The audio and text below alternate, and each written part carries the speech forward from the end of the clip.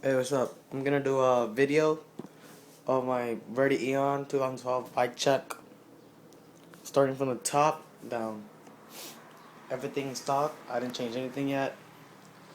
Handlebars, pretty good. I'm gonna put it higher because it's slanted down. Grips suck. It's like shit. No grips at all. Brush brakes. Um, yeah, I kind of put Verde stickers all over the bike. No homo.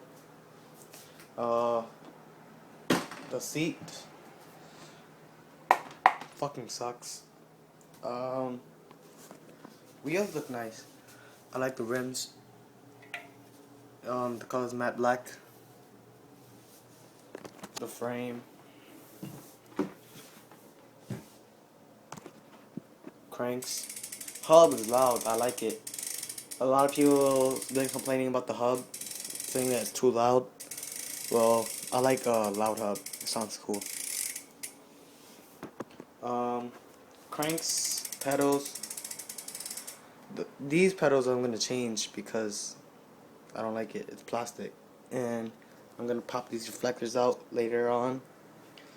And I'm gonna get new grips, more pegs. Yeah, back wheel.